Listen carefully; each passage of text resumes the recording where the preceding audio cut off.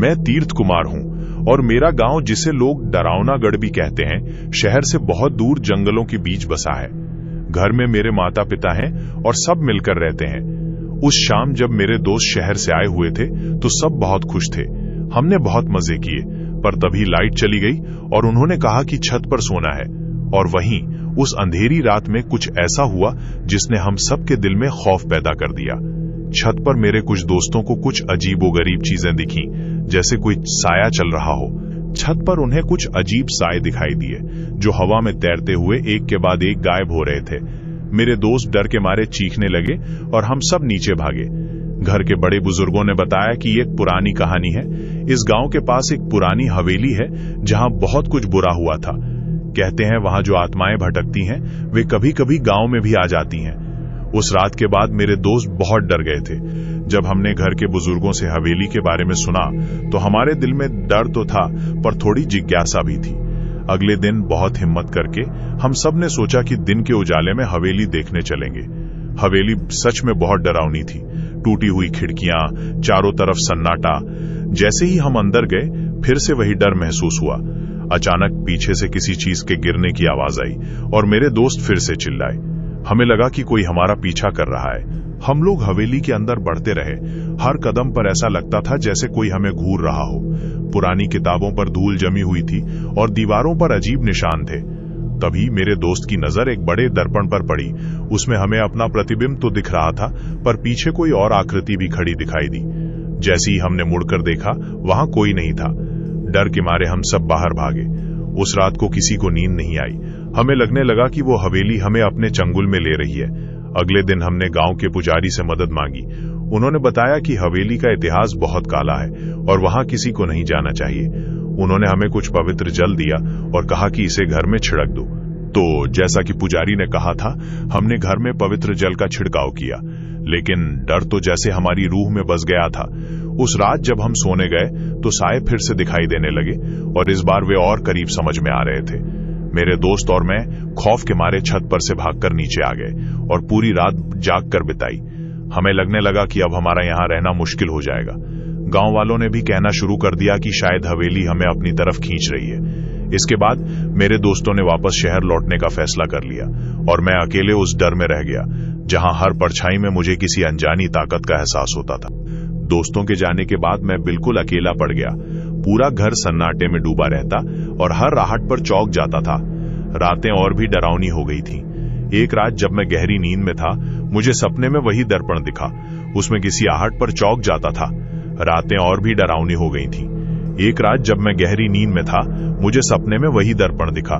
उसमें मेरी परछाई के पीछे हवेली की एक पुरानी तस्वीर दिखाई दे रही थी। मैं घबरा कर उठ बैठा। मुझे ऐसा लगा जैसे हवेली खुद मुझे पुकार रही हो। अगले दिन मैंने फैसला किया कि मैं हवेली वापस जाऊंगा, इस डर का सामना करने के लिए और ये जानने के लिए कि आखिर वो मुझसे चाहती क्या है। पुरानी दंत कथाओं की खोज करते करते मुझे पता चला कि उस हवेली के मालिक ने अपनी प्रेमिका के लिए एक कीमती हार बनवाया था, जो हवेली के अंदर ही कहीं खो गया था। कहते हैं उनकी आत्माएं उस हार को आज भी तलाश रही हैं। मैंने सोचा अगर मैं वो हार ढूंढ निकालूं तो शायद आत्माओं को शांति मिल जाएगी, लेकिन हवेली में दोबारा कदम रखना मौत के मुंह में जाने बराबर था। फिर भी मैं गया और वहां जो हुआ उसने मेरी दुनिया ही बदल कर रख दी। हवेली के तहखाने में मुझे वो हार मिला, पर उसके लिए मुझे बहुत कुछ गंवाना पड़ा। उस हार को छूते ही आत्माएं मेरे सामने आ गईं। अब मैं उनमें से एक बनकर रह गया हूं, इस गांव की कहानियों में कैद। अब मैं उन्हीं आत्माओं के साथ रहता हूं, डरावनागढ़ की अंधेरी रातों में भटकता हूं। अब ये गांव मेरा भी है और कहानियों भी मेरी हैं। जो भी यहाँ आता है उसे मेरा साया महसूस होता है। अब मैं उस हवेली का हिस्सा बन चुका हूँ। रातों को जब हवा चलती है तो पुरानी दीवारों से मेरी कानाफूसी सुनाई देती है।